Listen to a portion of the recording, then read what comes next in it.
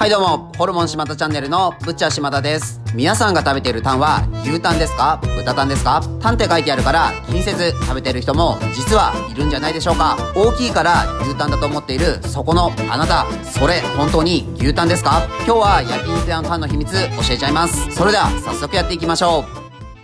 今回用意したのは豚タンです。皆さんご存知の通り、タンは舌のことで、英語のタンから来ています。当たり前ですが、舌は1頭から1本しか取れません。そう考えると、希少な部位ですよね。自分はよく希少という表現をしますが、タンってどこでも売ってるし、全然希少じゃないという意見もあると思います。タンなどの内臓は副産物と呼ばれ、お肉がメインで、あくまで内臓はおまけです。それだけお肉用に豚が屠殺されているため、豚の舌がたくさん出回っています。そう考えると、すごい数ですよね。鳥がいい例で、ヤゲン軟骨とか1羽から1本しか取れない希少な部位ですが、かなり安い値段で大量に売られていることも多いです。希少ですが、貴重ではないです。その点、牛は豚や鳥に比べても屠殺数も少なく、希少で、なおかつ貴重になる部位が多いです。タンもその一つです。なので、焼肉屋でも豚タンよりも牛タンの方が値段が高いです。食べ放題のお店などに行くと、タンと表記があって小さい文字で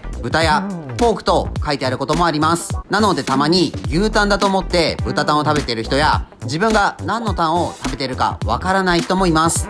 でも自分が食べているタンはもっと大きいから豚タンではないと思っているそこのあなた、実は騙されているかもしれません。今日はこの豚タンを使って食べ放題のお店なんかでよく見かける大きい豚タンを再現してみます。それに使う材料がこちらです。トランスグルタミナーゼと呼ばれる薬品で、主にタンパク質とタンパク質をつなぎ合わせる役目をします。なんだか危なそうな薬品ですが、微生物から哺乳類まで多種多様な生物がもともと体内に保有しています。最近では分子ガストロミーなどの最先端の料理技術としても注目されています。この豚タンを丸めて横にスライスすることで大きなタンを再現します。このまま冷凍して固めても丸くなりますが、溶けると形が崩れてしまいます。なのでこのトランスグルタミナーゼを使ってタンパク質同士を結着させて形を固定します。まずはバットにトランスグルタミナーゼを敷いて、そこに豚タンを入れて表面に粉を付着させます。あとはイメージする形に形成します。こんな感じで丸めて横面にも粉をつけてビニール袋に入れて豚タン同士を決着させます。その上からラップを巻いて圧をかけて形をしっかりと形成します。あとは冷凍庫で固めれば完成です。固まった豚タンがこちらです。ラップと袋から取り出してみます。何かの幼虫のような不思議なものが出来上がりました。当たり前ですが、この状態だと固まっているのでお肉はくっついています。それではこの豚タンを薄くスライスしてみましょう。ミートスライサーを使って薄くスライスします。食べ放題の焼肉屋で出てくるような豚タンができています。これです。これ見たことある人もいますよね。いつ見てもなんで豚のタンがこんなに大きいのか気になっていました。ちょっと先端部分は粉のつきが甘かったのか、くっつきが甘いです。全体としてはかなりいい感じに仕上がりました。早速焼いて食べてみましょう。いただきます。今日は節分ですね。豆をつまみに飲みましょう。豆の数が少ないって、そんなことないですよ。鬼は外、福は内。ということで今日は日本盛りの鬼殺しを飲んでいます。コンビニに置いてあって気になっていた人もいますよね。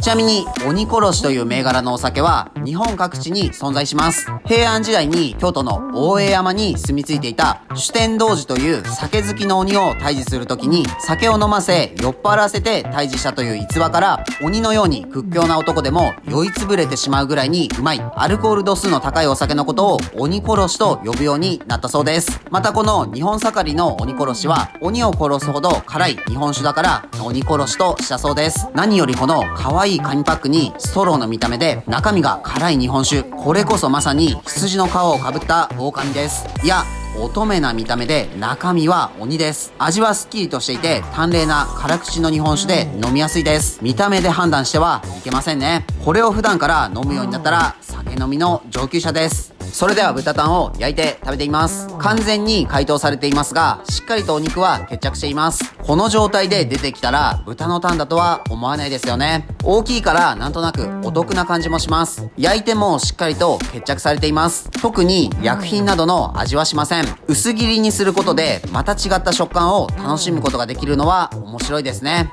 牛タンを丸めたらすごいでかいタンができそうです。皆さんの身の回りにも気にして見てみると、いろいろな面白い食品の加工とかあるかもしれません。今日も美味しかったです。ごちそうさまでした。はい、本日の動画は以上です。最後までご視聴ありがとうございます。豚タン形成いかがでしたか？